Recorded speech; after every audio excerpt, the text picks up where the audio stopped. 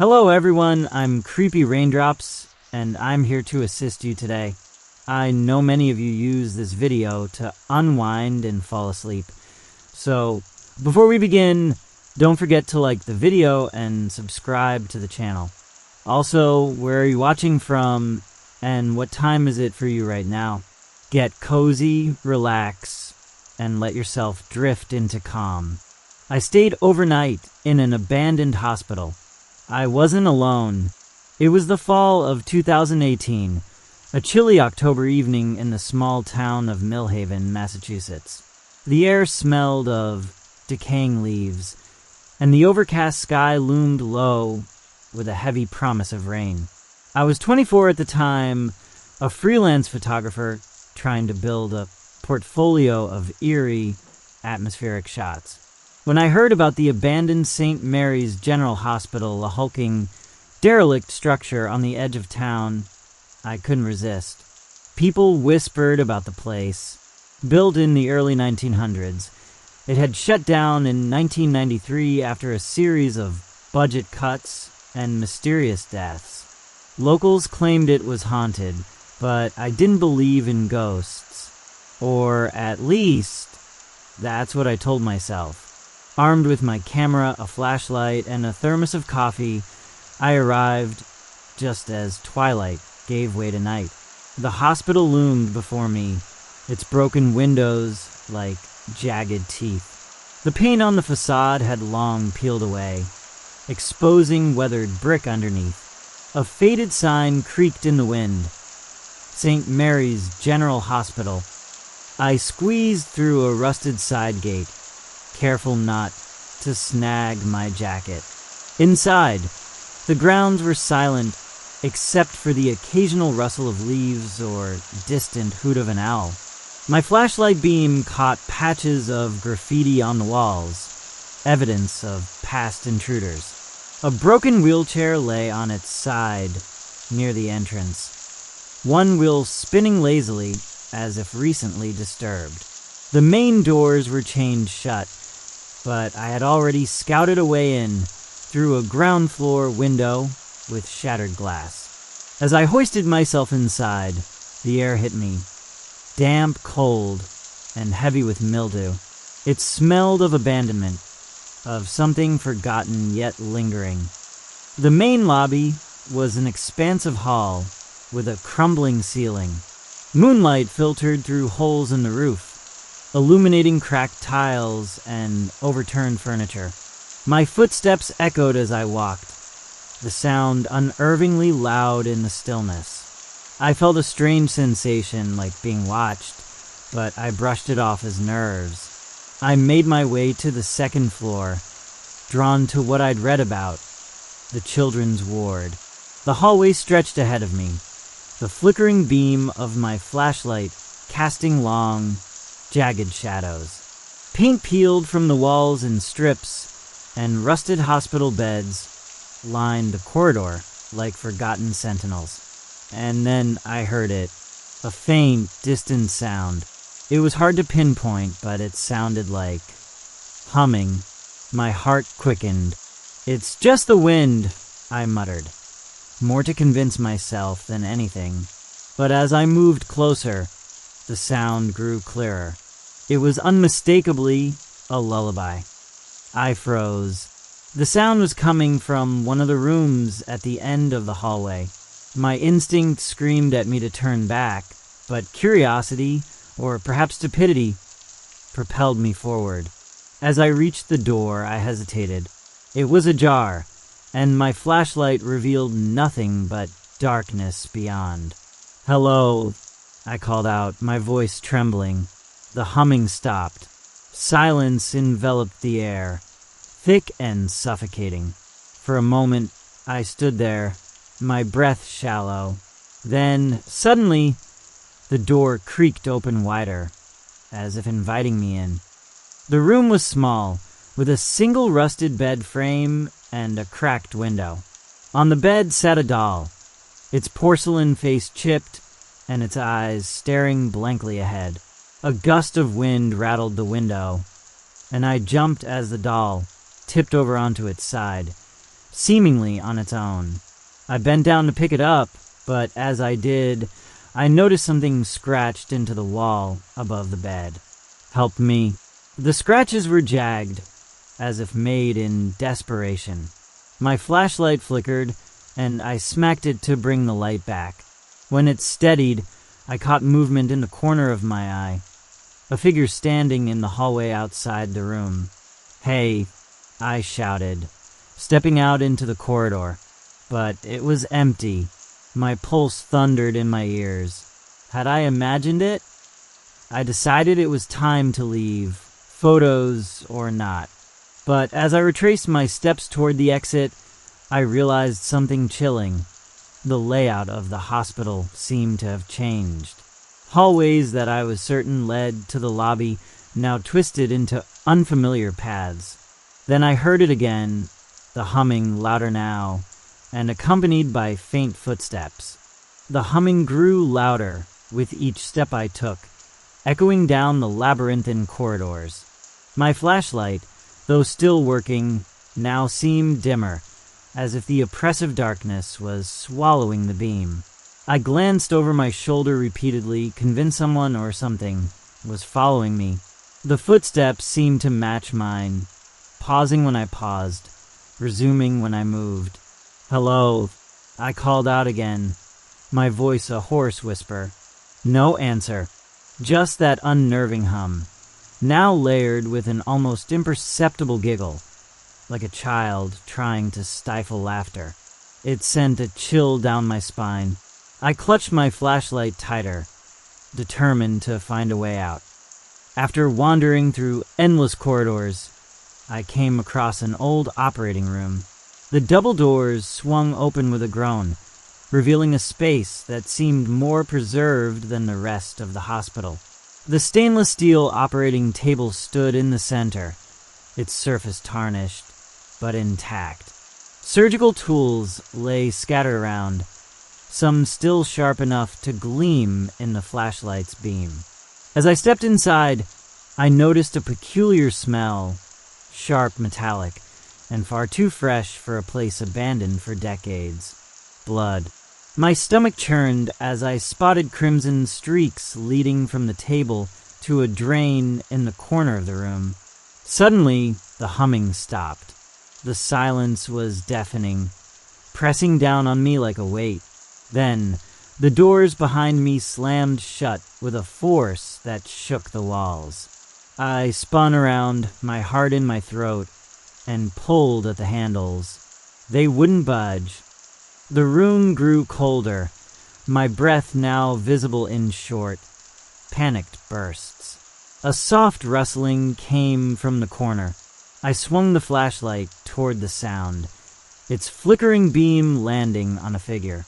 A woman stood there, her back turned to me, her hospital gown tattered and stained. Her hair hung in damp, stringy strands over her shoulders. She was unnaturally still. Who are you?" I stammered, though my instinct screamed at me to run. The woman didn't respond. Instead, she began to turn, her movements jerky, as if her body didn't quite know how to function. When her face came into view, I gasped. Her eyes were wide, almost bulging, her mouth stretched into an unnatural smile that revealed blood-stained teeth. She took a step toward me. I backed away, my flashlight trembling in my grip. "Stay back!" I shouted, though my voice cracked with fear. The woman tilted her head, as if confused, before lunging at me with a speed that defied logic. I stumbled backward, crashing into the operating table. My camera fell from my shoulder, skittering across the floor. Desperate, I grabbed the nearest object, a rusted scalpel, and swung it blindly. She stopped inches from me, her face inches from mine. Her breath was icy, her eyes unblinking as she stared into my soul. Then, as suddenly as she had lunged, she vanished. I didn't wait to question what had just happened. I scrambled to my feet, grabbed my camera, and bolted from the room. Somehow, the corridors seemed to shift again, guiding me toward the lobby. The exit loomed ahead. The shattered window I had climbed through glowing faintly with moonlight. But as I neared it, I heard the humming again, this time directly behind me. I froze, too terrified to look back. Then a voice whispered in my ear, soft and cold, "You shouldn't have come here." The voice sent a jolt of terror through my body, and I bolted for the shattered window, not daring to look back. My pulse roared in my ears as I clambered out, slicing my arm on the jagged glass in my panic. The cold night air hit me like a slap, but it wasn't comforting. It was heavy, suffocating, as if the hospital itself had exhaled me into its sinister grip. I stumbled across the overgrown grounds, my flashlight swinging wildly, illuminating skeletal trees and patches of dead grass.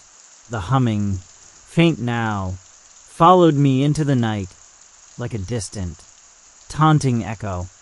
When I finally reached my car parked a few hundred yards away, I fumbled with the keys, my hands shaking so badly I dropped them twice. The moment I got inside, I locked the doors and turned the ignition, the engine sputtering before finally roaring to life. As I drove away, I glanced into the rearview mirror. The hospital loomed behind me, its dark windows staring like empty eyes. I was about to breathe a sigh of relief when I saw it. A figure standing at the edge of the hospital grounds, watching me. It was the woman, her white gown fluttering in the breeze, her face obscured in shadow. My foot pressed harder on the gas, and I didn't stop until I was miles away. The hospital a distant memory in the rearview. When I got home, it was nearly 3 a.m. My arm stung where the glass had cut me. The blood dried and crusted against my sleeve. I didn't care. I just wanted to forget. I left my camera in the car and stumbled inside, locking every door and window behind me. Exhausted, I collapsed onto the couch, determined to sleep off the nightmare. But sleep didn't come. Every time I closed my eyes, I saw her face. Those bulging eyes, that grotesque smile.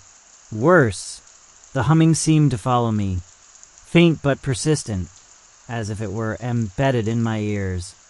The next morning, sunlight poured through my curtains, but the sense of unease remained.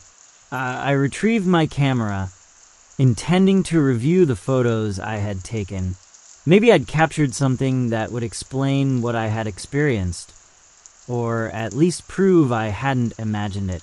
As I scrolled through the images, most were what I expected. Dark hallways, crumbling walls, eerie graffiti. But then I found one I didn't remember taking. It was a photo of the operating room. The image was crystal clear, far sharper than my shaky hands should have allowed. The woman was in it, standing in the corner, staring directly at the camera with that horrifying smile. My blood turned to ice. I didn't recall taking this photo. In fact, I was certain the camera had been slung over my shoulder the entire time. I flipped to the next image, my breath catching in my throat. It was me, standing in the hallway, flashlight in hand, looking terrified. But I hadn't taken it. I was in it. The final photo was even worse. It was my living room, the exact spot where I sat now, staring at the screen. Behind me in the photo was the woman. Her face was inches from mine. The photo burned into my mind, and I instinctively whipped around, my heart pounding like a war drum. There was no one behind me. The room was empty, bathed in soft morning light. But I couldn't shake the feeling that I was being watched, that her presence lingered just out of sight. I slammed the camera shut and threw it onto the coffee table, my breathing ragged. This isn't real. It can't be real, asterisk, asterisk. I repeated the words like a mantra, but they felt hollow, meaningless. I forced myself to move, hoping action would ground me. I grabbed my phone and dialed my best friend, Jason, who had always been the skeptical, rational one. The line rang twice before he picked up, his groggy voice barely audible. "Hello? Dude, it's 7 a.m. What's going on?" he mumbled. "Jason," I said, my voice shaking. "I need you to come over now." He hesitated, then sighed. "All right, give me half an hour." While waiting, I paced the living room, every creak of the floorboards making me jump. The photos haunted me, the image of her face refusing to leave my mind. I glanced at the camera, a dark shape on the coffee table, and felt a wave of nausea. How did she end up in the photos? The humming started again. Soft, almost imperceptible. It came from somewhere in the house. My blood ran cold as I realized it was coming from my bedroom. "Jason, get here now," I texted, my hands trembling so badly it took 3 tries to type it out. Against my better judgment, I crept toward the bedroom, my feet dragging as if wading through molasses. The door was slightly ajar, a sliver of darkness peeking through. "Hello," I whispered, though I immediately regretted it. My voice sounded small, weak. The humming stopped. I pushed the door open, and the room was empty, at least at first glance. My bed was unmade, the curtains drawn, everything as I had left it. But then I noticed something that made my stomach drop. The doll. The same porcelain doll I had seen on the hospital bed, now sat neatly in the center of my room, its cracked face staring at me. My legs felt like jelly as I approached it. A faint giggle echoed behind me. I spun around, flashlight in hand, but there was nothing there. The temperature in the room plummeted, my breath visible in short, panicked puffs. The doll fell to the floor, landing face down with a dull thud. Before I could react, my phone buzzed violently in my pocket, the sudden vibration making me yelp. It was Jason, outside. "Open up," his text read. I bolted out of the room, down the hall, and flung open the front door. Jason stood on the porch, a coffee cup in one hand and an annoyed look on his face. "Man, you look like you've seen a ghost," he said with a smirk. "Jason, this isn't funny," I snapped, pulling him inside and locking the door. I tried explaining everything from the hospital to the photos to the doll in my bedroom. Jason listened, his expression shifting from skepticism to concern. When I showed him the photos on the camera, his face paled. "Dude, that's not okay," he said, staring at the image of the woman behind me in the living room. "You said you didn't take these?" I shook my head. "I swear, Jason, they just appeared." "All right," he said, taking a deep breath. "Let's go check out the doll." We returned to the bedroom together. But when we opened the door, the doll was gone. "What the hell?" Jason muttered, stepping inside and looking around. The room was silent, but the air was thick with tension, like the moments before a storm. And then, the door slammed shut behind us. The humming returned, louder this time, surrounding us. Jason's eyes widened as he grabbed my arm.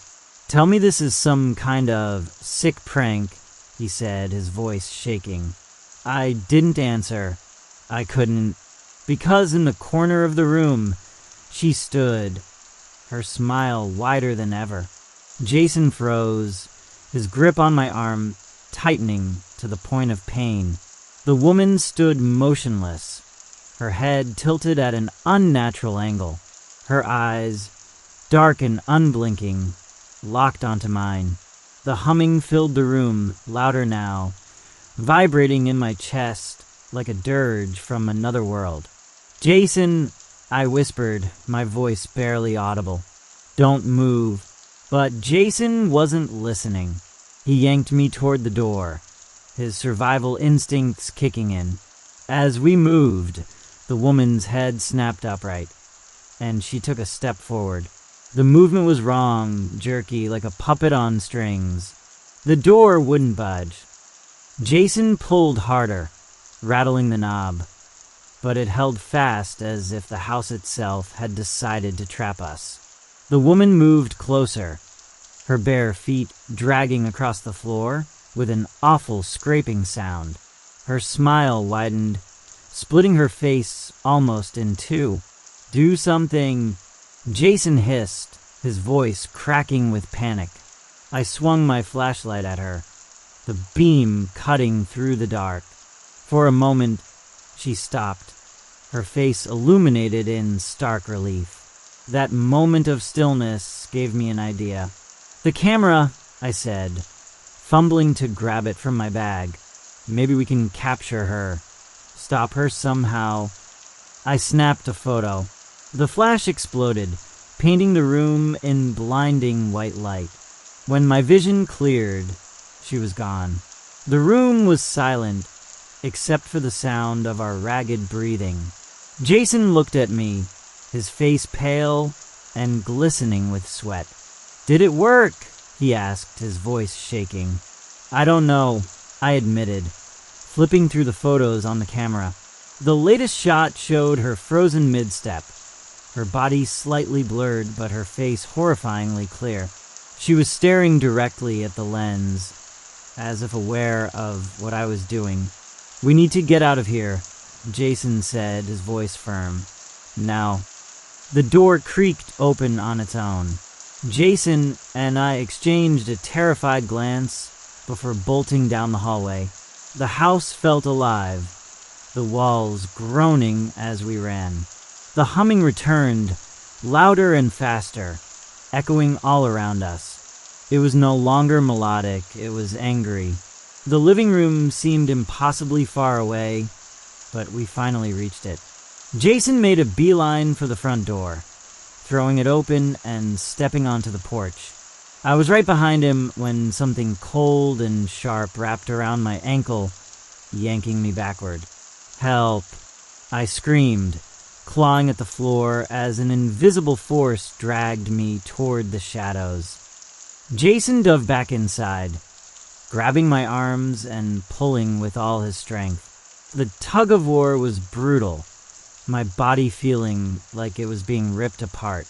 I looked back and saw her again, crawling out of the darkness on all fours, her movements spider-like and impossibly fast. Her mouth opened wide, revealing rows of jagged teeth. "Hold on," Jason shouted, giving one final heave. The force on my ankle suddenly released, and I scrambled to my feet. We didn't look back as we sprinted out the door and into the cold night air. We didn't stop running until we reached Jason's car parked down the street. He fumbled with the keys, his hands shaking as he unlocked the doors. We both jumped in, slamming them shut and locking them. For a long moment, neither of us spoke, our breaths coming in shallow gasps. Then Jason broke the silence. "We're not going back there." I nodded, too shaken to argue. But as he started the car, I glanced at the rearview mirror and froze. She was in the back seat. Her face loomed in the rearview mirror, pale and distorted, her grin stretching impossibly wide. Her dark, hollow eyes locked onto mine, and for a moment, I couldn't breathe. "Drive," I screamed, my voice breaking into pure panic. Jason looked at me, confused at first, but then he caught a glimpse of her in the mirror. His scream was primal as he slammed his foot on the gas, the tires screeching as we shot down the empty street. I turned in my seat, clutching the camera like a shield. but when I looked back, she was gone. Where did she go? Jason stammered, his knuckles white on the steering wheel. I don't know, I whispered, but I wasn't sure if I believed it. She had disappeared before, only to return stronger. We didn't stop driving until we reached Jason's apartment on the other side of town. His hands shook as he unlocked the door, and we stumbled inside, slamming it shut behind us. The apartment was small but felt safe, brightly lit, with no shadows for her to hide in. Jason grabbed 2 beers from the fridge, his usual method of calming his nerves. He handed me one, but I barely touched it. My hands were too busy flipping through the photos on my camera again. I needed answers, something to make sense of what was happening. Do you think we brought her here? Jason asked, pacing the room. I didn't want to answer. The truth was I didn't know. The photos were as unsettling as ever. Each one seemed to grow more vivid, almost alive. In one shot, her smile seemed wider than I remembered. In another, her hand was outstretched as if reaching for me. But then I saw a photo that wasn't there before, a new one, taken at an angle I didn't recognize. It was of Jason's apartment. The shot was eerily precise, as if someone had taken it from the corner of the room. Jason was in the frame, pacing like he was now, and I was seated on the couch, staring at the camera. My blood turned to ice. "She's here," I whispered, barely able to get the words out. Jason stopped mid-step, his face turning ashen. "What do you mean, she's here?" I turned the camera toward him, showing him the photo. He stared at it, his breath catching in his throat. How is that possible? Before I could answer, the lights flickered. The room plunged into darkness, and the humming began again, louder than ever. It filled the space, vibrating through the walls, the floor, our very bones. "Jason, do you have a flashlight?" I asked, my voice trembling. He fumbled in a drawer, pulling out a small, dim light. The beam cut through the darkness, but it wasn't enough to make us feel safe. And then we saw her. She stood in the kitchen doorway, her body twisted unnaturally, her head tilted at an impossible angle. Her eyes gleamed in the faint light, and her grin stretched wider than ever. She took a step forward, her bare feet making no sound against the floor. "Get out," Jason shouted, grabbing a chair and hurling it toward her. It passed through her as if she were made of smoke, shattering against the wall behind her. She didn't flinch, didn't blink. She only smiled. "Jason, the camera," I yelled, raising it toward her. My hands were shaking so badly I could barely hold it steady, but I managed to snap another photo. The flash lit up the room, and for a brief second, she vanished again. Jason grabbed my arm. "We have to leave." Now, we bolted for the door, but as we reached it, the humming grew deafening.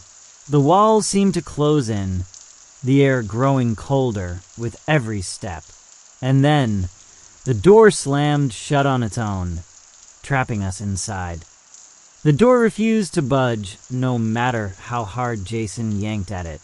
The temperature in the room plummeted further, our breaths coming out in frosty puffs.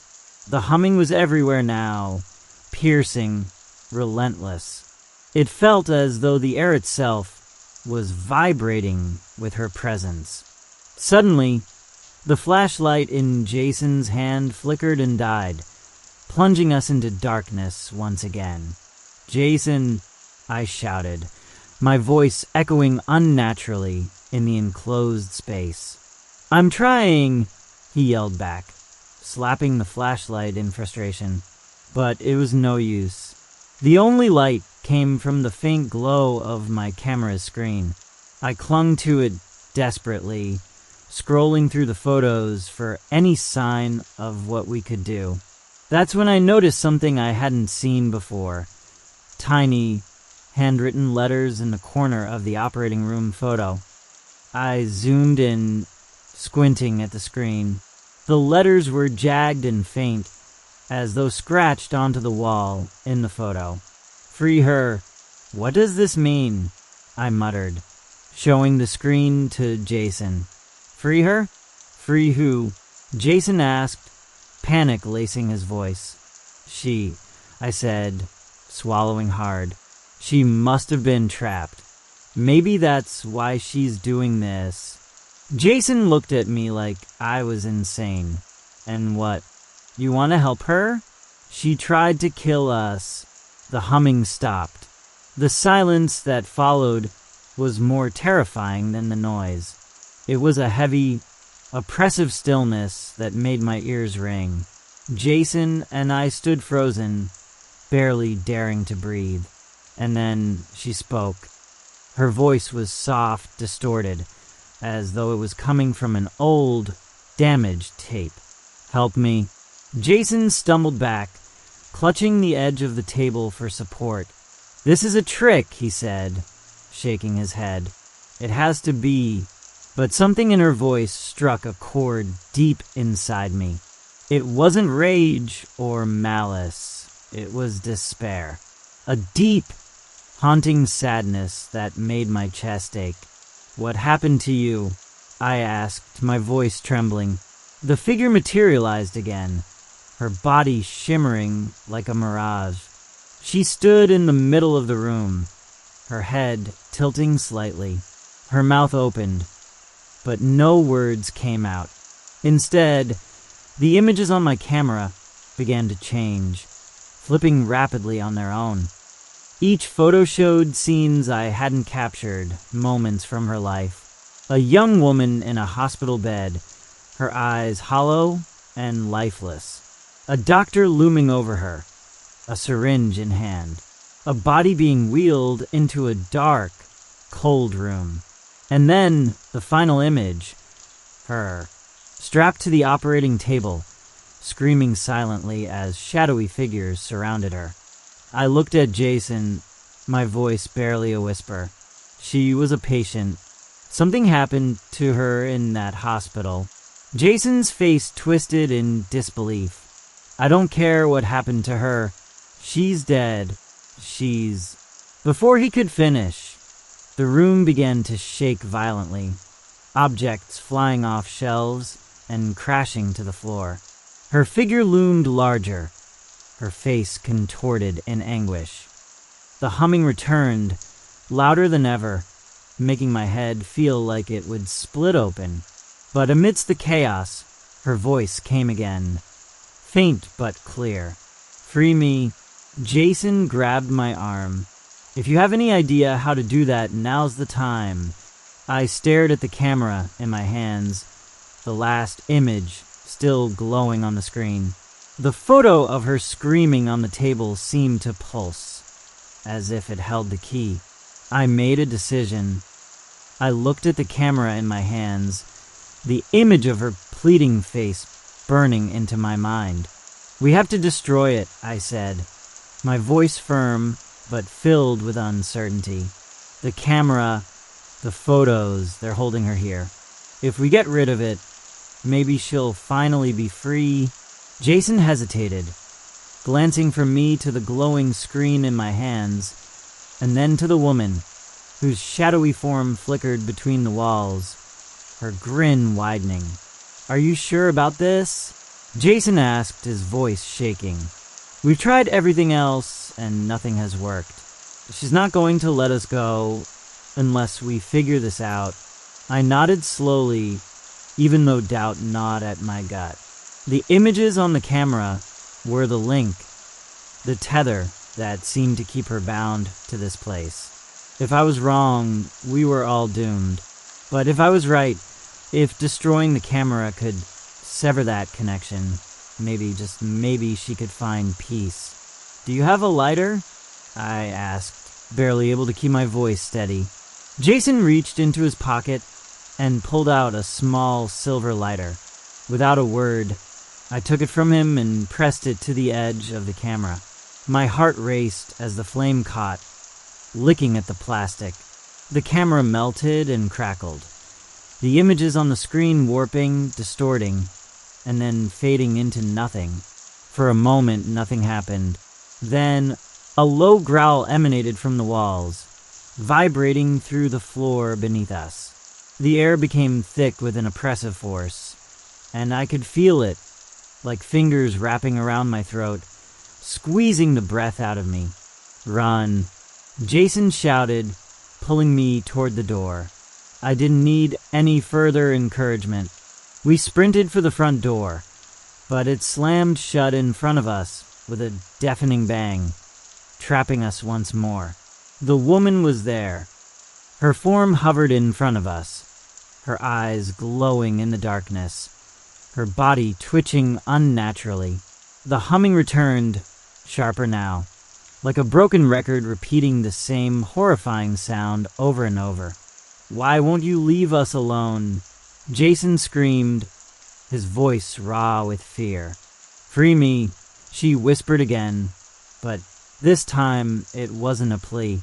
It was a command. Her voice was deep, guttural, echoing through the room. The ground beneath our feet trembled as though the building itself was beginning to break apart. The walls cracked and dust rained down, stinging our eyes. But amidst the chaos, I saw it. In the corner of the room, the shadowy figure of a man emerged, tall and broad, with cold, unfeeling eyes locked on us. I recognized him, the doctor, the same figure I had seen in the photos. "Get out," Jason yelled, lunging toward the door, but it was no use.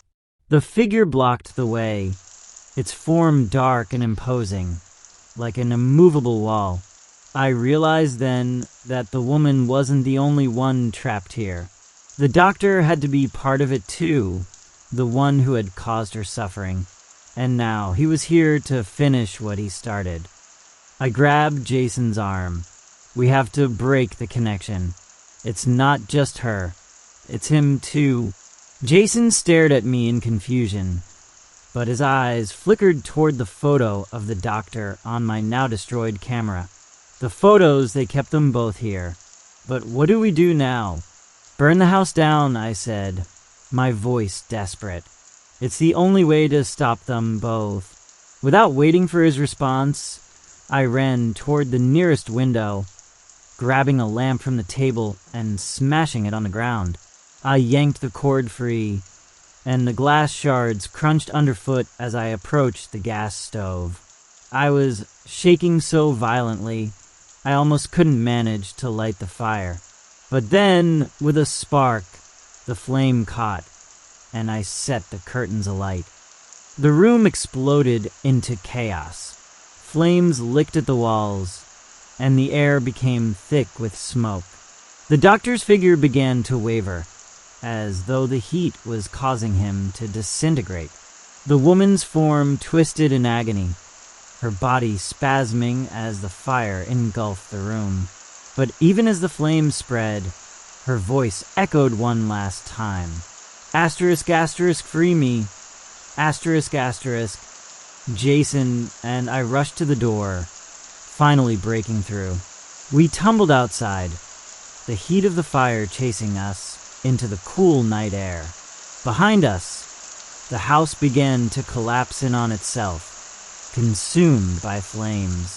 The last thing I saw was her face, now a twisted, burned silhouette in the window. She stared at me one last time, her eyes no longer pleading but resigned.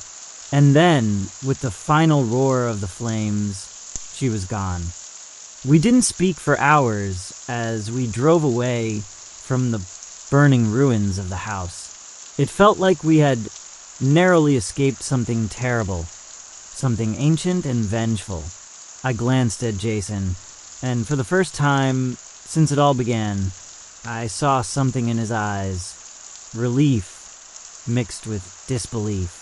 "We're done, right?" he asked softly, his voice hoarse.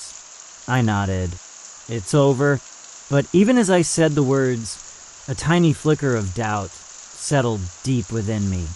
The woman, the doctor, were they truly gone? Or had they simply moved on to somewhere darker, leaving only the ashes behind? The road stretched out ahead of us, but my heart couldn't shake the feeling that we hadn't seen the last of them. As we drove away from the burning house, the sense of relief that I had been hoping for didn't come. The weight of everything we had experienced pressed down on me, heavier than the air in the car. We both sat in silence, the hum of the engine the only sound between us. Jason kept glancing at me, but neither of us knew what to say. We were both thinking about the same thing, the look on her face as the house burned. It hadn't been one of peace or freedom. It had been something else. A look that said she wasn't really gone, not fully, not yet. We finally reached Jason's apartment, but as we parked and I stepped out of the car, I froze. The air felt wrong. There was an unnatural chill in the night that made my skin crawl. I glanced around, my senses heightened. My heart skipped a beat. Something wasn't right. "Jason, do you hear that?" I asked, my voice trembling. He paused, listening. At first, I thought it was just the wind, but then I heard it. Faint at first, like a whisper, but growing louder with each passing second. A low, almost melodic humming. It was the same sound. The sound that had filled the hospital. The sound that had surrounded us in that cursed house. My blood ran cold. "It can't be," Jason whispered, his eyes wide as he looked toward the building. The hum seemed to be coming from every direction, the walls, the air, even the ground beneath our feet. And then, as if responding to our fear, the temperature plummeted, and a shadow moved across the street.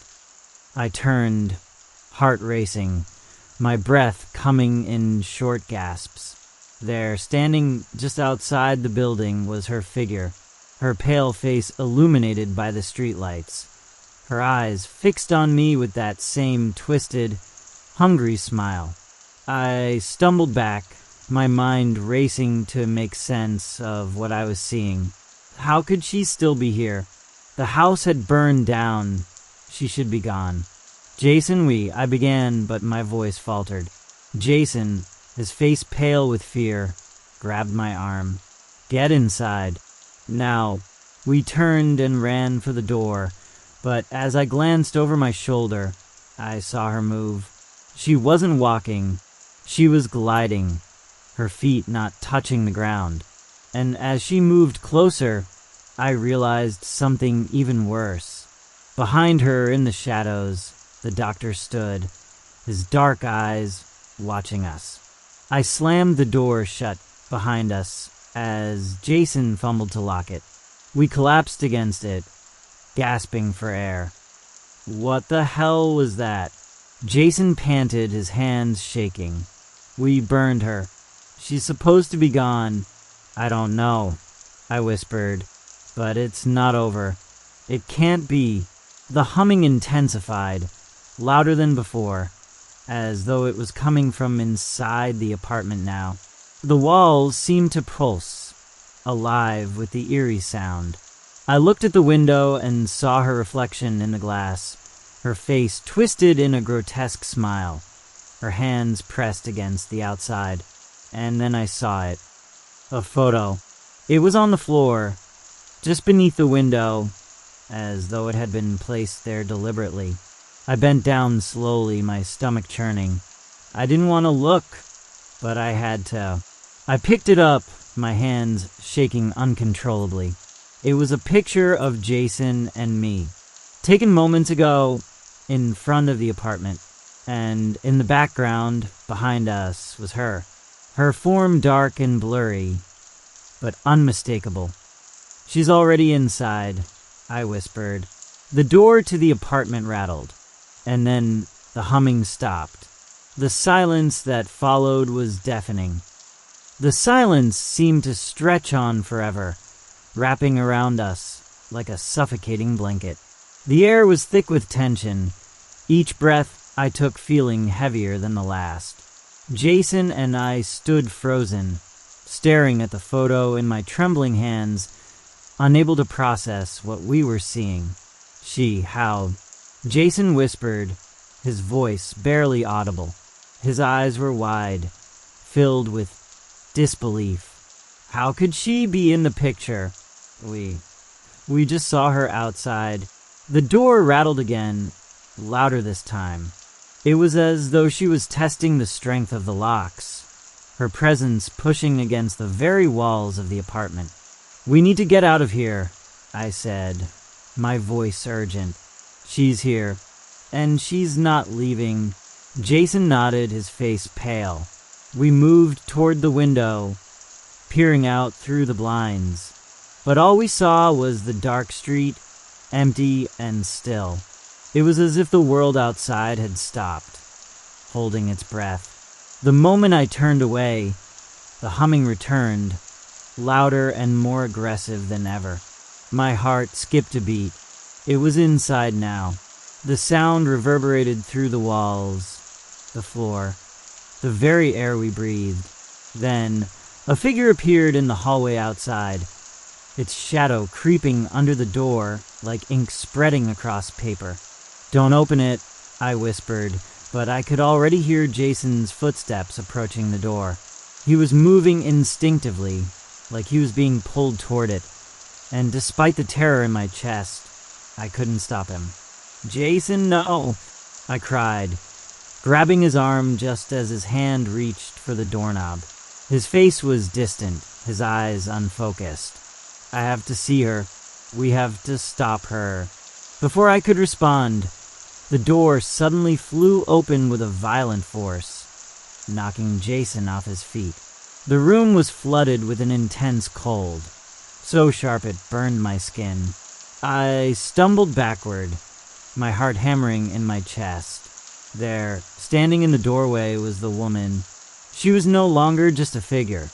She was corporeal, her form fully manifested. Her eyes were wide and unblinking, fixed on me with an eerie, knowing stare. Her mouth was open in that same twisted grin, but it seemed different now, wider, more grotesque. She didn't speak, but her presence was overwhelming. The doctor's silhouette loomed just behind her, standing in the shadow like a silent, menacing specter. "Please stop," I whispered, my voice shaking. Jason, now kneeling on the floor, looked at me with a vacant expression. "We have to free them, don't you understand?" he muttered, his words slurred. "They're trapped. They need us." I could see it then, the connection. The woman was pulling at him, weaving her presence into his thoughts. She was controlling him, like a puppeteer pulling the strings. And the doctor, the source of it all, was waiting for me to make a choice. But there was only one choice, wasn't there? I turned to the camera, still clutched in my hands. The burnt edges were still smoldering, but the screen flickered back to life as I pointed it toward her. It was as if the camera had a mind of its own, seeking out the source of her power. And in that moment, I understood. The woman, the doctor, the entire hospital. This was the link. The camera had somehow captured their souls, their torment. And as long as it existed, they couldn't truly die. I had to destroy it. For good. With trembling hands, I raised the camera high above my head and slammed it against the wall with all the strength I had left. It shattered instantly, pieces of plastic and metal scattering across the floor. The room seemed to lurch, the walls groaning as if they were alive, the humming intensifying to a deafening roar. The woman screeched, her form warping and twisting like smoke in a storm. The doctor's figure began to blur, as though both of them were being torn apart by the energy that had been keeping them bound to this world. And then silence. The oppressive cold lifted, and the lights flickered back to life. I stood in the middle of the room, my heart pounding, as I looked around. The apartment was now eerily quiet, no longer filled with the hum of torment, no longer haunted by their presence. Jason slowly stood up, his eyes clearing, his expression one of confusion. "What happened?" he asked, his voice weak. I didn't know how to answer. All I could do was stare at the floor, at the scattered remains of the camera. "We're free," I said, barely able to whisper the words. But as I turned to leave, the door slammed shut behind me, and I froze. The humming began again. The hum returned, faint at first, but growing louder, echoing off the walls of the apartment. My heart thudded painfully in my chest, each beat a reminder that, no matter what we had done, it wasn't over. I turned slowly, my eyes scanning the room for any sign of movement. The shadows in the corners seemed to stretch and shift, but I couldn't tell if it was just my mind playing tricks or something more sinister. Jason stood beside me, his face pale, his eyes wide in terror. "It's not over, is it?" he asked, his voice trembling. I shook my head slowly. "No, it's never over." The humming intensified, and then, without warning, the lights flickered again, plunging us into darkness. My breath caught in my throat, and I could feel the temperature drop, the air growing thick with the oppressive force that had haunted us from the beginning. Something moved in the darkness. I could hear it, the soft sound of footsteps dragging along the floor. But they weren't human footsteps. They were slow, deliberate, like the shuffling of something else. Something that wasn't supposed to be here. Jason grabbed my arm. "We need to get out. Now." But the door to the apartment wouldn't open. We both rushed toward it, trying the handle, slamming our bodies against it. But it was as though the door had been sealed shut. The coldness deepened, the hum vibrating through our bones, and the unmistakable sound of breathing began to fill the room. "Where is it coming from?" Jason gasped.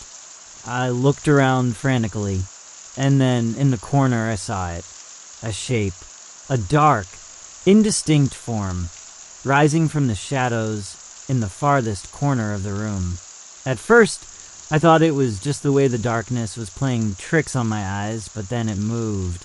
It moved toward us. I gasped, stumbling back, my legs failing me. Jason pulled me with him, but we were both trapped. The shape in the corner grew clearer, more defined with each passing second. It was the woman, but something was wrong. She was no longer just an ethereal figure. Her skin was stretched taut, her face even more contorted, her eyes hollow, as though her very essence had been twisted into something grotesque. And behind her, the doctor appeared, his form dark and looming, his expression unreadable. We need to leave," Jason shouted, but his voice cracked with fear. He turned to the window, but it was too late. The woman moved faster than I thought possible, her form blurring as she rushed toward us. Jason let out a strangled scream, but before either of us could react, the doctor's cold gaze locked onto us. "No," I whispered, clutching Jason's arm. This wasn't supposed to happen. The woman spoke, but it was not her voice. It was deeper, more distorted, like it had been corrupted. "You cannot run from me." The apartment around us began to twist, the walls bending and warping like they were made of rubber, stretching in unnatural directions. The floor seemed to pulse beneath us, as though the building itself were alive, reacting to the presence of these spirits, these forces of darkness. Jason's grip on me tightened as he turned toward the window. We have to break through. I don't care how, but we have to get out of here. I nodded, my heart pounding. But as I turned toward the window, the woman was there, blocking the way. Her twisted face was inches from mine, her breath cold against my skin. No, I gasped, backing away, but the walls seemed to close in around us. The air felt suffocating, the pressure building with each second. The shadows seemed to close in on us, and the hum, the relentless hum, filled every corner of the apartment. The doctor's form stepped closer, his eyes gleaming with a cruel satisfaction. I realized then what had to be done. There was no escape, not unless we stopped this once and for all. We have to end it. For good, I said, barely able to keep my voice steady. Jason looked at me in confusion. What? What do you mean? I turned to face the woman again, my body trembling, but my mind was clear. The camera, it's not the only way. There's something else we can do, something we missed. We have to burn everything they touched. We have to make sure they can never return. Jason looked horrified, but there was something in my words that made him hesitate. You mean the whole apartment? You want to set it on fire? I nodded. The only way to break the cycle is to destroy everything they've touched. If we leave anything behind, they'll always find their way back. We have to burn it all. The apartment, everything in it. Jason's face twisted in fear, but there was a spark of determination in his eyes. Okay, let's do it. We can't stay here. I grabbed the nearest item, an old lamp, and smashed it onto the floor. The glass shattered, and the sparks lit up the room like tiny stars. The flames began to spread, licking at the walls. Jason grabbed another object, and we set to work, the fire rapidly growing, the heat becoming unbearable. The woman screamed in fury, her form writhing in the flames, but still, she did not disappear. The doctor stood silently, his dark eyes following every movement. But as the flames engulfed the room, something changed. The air thickened, the walls trembled, and the ground beneath our feet seemed to crack. The fire spread faster than I thought possible, growing into an inferno, but the woman and the doctor, though they fought to resist, were slowly being consumed by it. And then, with a deafening roar, the building shook violently, the windows exploding outward. The entire apartment collapsed in on itself, the flames swallowing everything in its path. We ran for the door, but this time it opened on its own, the weight of the fire pushing it outward. As we stumbled into the night, the building behind us burned, the flames licking at the sky like a terrible, hungry beast. I glanced back at the ruins, my heart heavy. For a moment, I thought I saw her face, distorted and angry, just behind the smoke. But then it was gone, and the silence that followed was the most peaceful thing I had ever heard. We stood there, side by side, watching the apartment burn to the ground. The fire crackled, consuming everything in its path, until only embers and ashes remained. The towering inferno cast eerie shadows on the ground, the heat still radiating against our skin. I couldn't bring myself to speak. My mind was numb, trying to process what had just happened, what we had just done. Jason was staring at the burning wreckage, his face pale, his expression unreadable. "Do you think it's over?" he asked quietly, his voice heavy with exhaustion. I swallowed, not sure of the answer. I don't know. I hope so. But deep down, I felt a gnawing uncertainty. The woman, the doctor. Had they truly been destroyed, or had we merely delayed the inevitable? The darkness that had chased us, the terrifying force that had warped the hospital and haunted us through the camera, had felt too strong, too persistent to simply vanish. And now, as the fire lit up the night sky, I couldn't shake the feeling that they were still out there, somewhere, waiting. Jason looked at me, his eyes filled with the same question I was asking myself. What now? I didn't have an answer. I didn't know where we could go or what we could do to escape this nightmare. All I knew was that we couldn't stay here, not with the possibility that the spirits of the doctor and the woman might still be lingering, somehow connected to the charred ruins of that apartment. "We need to leave," I said, my voice strained. "We need to get as far away from here as possible."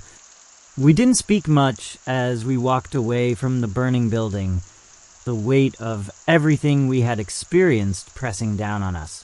The night air was strangely still, the world seeming to hold its breath in the wake of the fire. The sounds of sirens in the distance were the only indication that anyone else was out there, reacting to the destruction we had caused. But for us, it was over, or so we hoped. The next few weeks were a blur. We stayed in motels, moving from town to town, trying to put as much distance between ourselves and the apartment that had been consumed by the fire. The nightmares came for both of us, haunting us in the quiet moments when we thought we were safe. I would wake up in the middle of the night, drenched in sweat, my heart racing as I saw her face again, her eyes hollow and filled with rage. And sometimes when I would glance at Jason, I saw a flicker of that same look in his eyes, a deep, unsettling fear. The camera had been destroyed, the house had burned, and yet we both knew, deep down, that there was something else still lurking in the shadows. One night, as we drove through a sleepy town on the outskirts of nowhere, I spotted something in the rearview mirror, a figure. I blinked, rubbing my eyes, but when I looked again, it was gone. But then, the humming began, faint at first, but unmistakable. I glanced at Jason, and I saw it. The same fear in his eyes that had been there from the start. "Not again," I whispered. I slammed on the brakes, the car screeching to a halt on the side of the road. We both sat there in stunned silence, our breaths shallow as the hum grew louder, vibrating through the car, through the air, as if the very world around us was alive with it. Suddenly I felt it, a presence, a coldness in the air, a weight pressing down on us. Jason turned to me, his face pale. We can't run anymore, can we?" he whispered. And as I turned to look out the windshield, I saw it. The woman, standing just a few feet away from the car, her eyes locked onto mine, her smile widening, twisted and grotesque. I slammed the car into reverse, my heart pounding, but no matter how fast I tried to drive, it didn't matter. The road seemed endless, stretching on forever, the hum surrounding us, pulling us back to that place we couldn't escape. And then, as the car jerked violently, I heard her voice in my head. Asterisk, you can never leave me. Asterisk.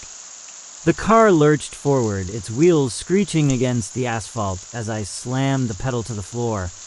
But no matter how fast we drove, the humming never stopped.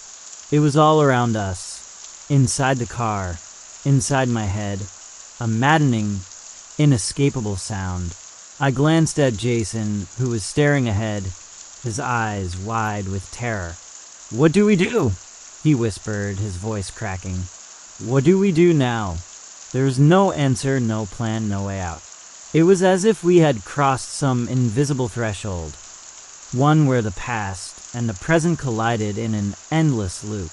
The fire had burned the house, the apartment, the camera, but it hadn't been enough. Whatever dark force we had unleashed hadn't been destroyed. It had only been delayed. The woman was there, somewhere, following us, reaching out to us, as though we were the last pieces of a puzzle she couldn't complete. The doctor's presence loomed in the back of my mind, his cold eyes watching, always watching. Then suddenly the car stopped. I slammed my foot on the brake, but the car didn't respond. It wasn't as if the engine had stalled. No, it was something far worse. The car was frozen in place, held in some unseen grip. I turned to look at Jason, my mouth dry. "We can't outrun this," I said, my voice barely above a whisper. "We have to face it." Jason turned to me, his face pale, his lips trembling. How do we stop this? We've tried everything." I didn't know. I didn't have an answer. But the hum, that terrible sound, grew louder, closer, until it felt like the entire world was vibrating with it. The door to the car opened on its own. It was her. She was there, standing in the middle of the road, just a few feet from the car. The same twisted smile was on her face, her hollow eyes fixed on me. But this time there was something different about her. She wasn't just a ghost, an apparition, a figment of our nightmares.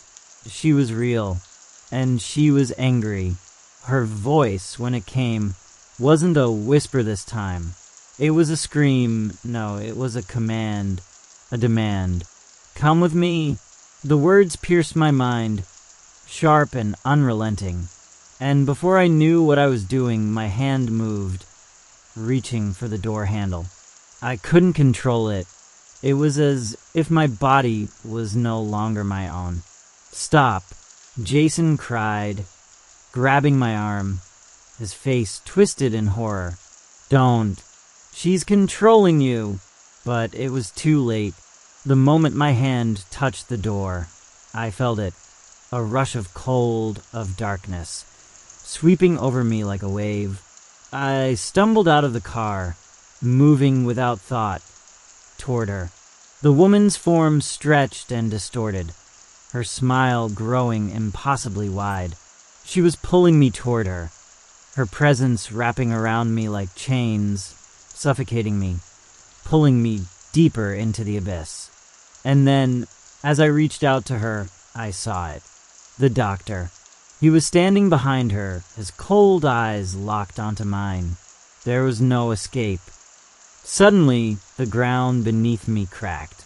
The road seemed to shift, splitting open, revealing a darkness so deep, so consuming, I couldn't even see the bottom. The woman and the doctor stepped forward, their figures merging with the shadows, their forms becoming one with the void. "Come," she said again, but this time it wasn't a command. It was a promise. And with that promise, everything went black. When I woke, I was lying on the cold ground. The fire was gone. The apartment, the house, the woman, the doctor, they were all gone. But the silence felt wrong. It was oppressive, thick with the absence of sound, of movement. The air was still. I sat up, my head spinning. My body ached, and I realized with a shock that I was no longer in the car, no longer on the road. I was back at the hospital. The walls were cracked and decaying, the rooms shrouded in darkness. But I could feel it. Something was watching me. Something was waiting. And then I heard it. The hum. It started low at first, like a whisper in the distance.